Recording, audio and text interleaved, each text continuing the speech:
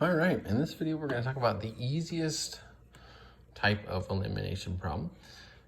As far as elimination goes, as compared to substitution, it's a lot easier strategy. It's really only effective if you have X and Y on the same side. So how do I use elimination? So when you think about elimination, what we're doing is we're getting rid of one of the two X, either the X terms or the Y terms. Now, when we say getting rid of something in math, we mean take it to zero. So what we're going to think about is what would happen if I could just add these together.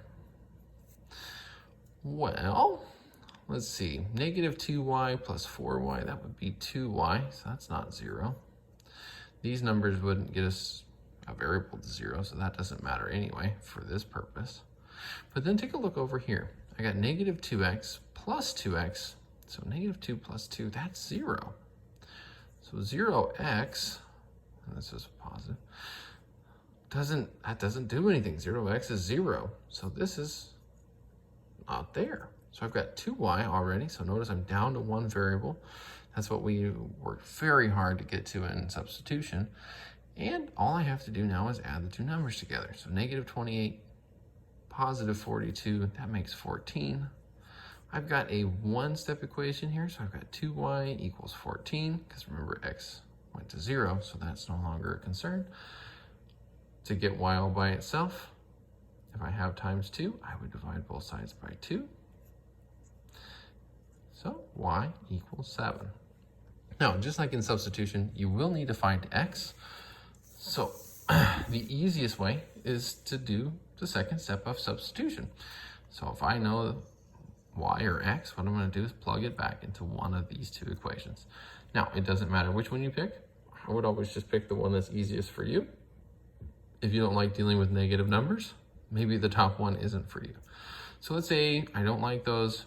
I might try the second equation instead. So I rewrite my original. So 2x plus 4y equals 42. I'm going to take this 7 and plug it in for y. So in parentheses, we put the 7. Everything else comes down. So I've got 7 times 4 right here, so that's 28 equals 42.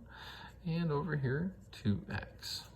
All right, I want to get x all by itself on its own side of the equation. So I'm going to move positive 28. Remember that 28 has the positive sign.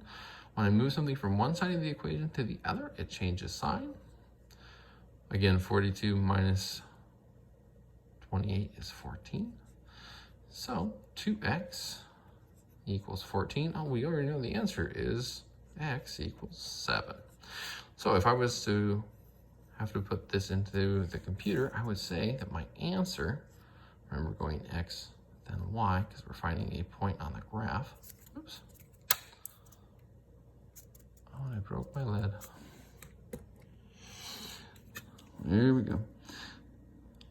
So x was 7, and y also was 7. So our answer here is 7, 7.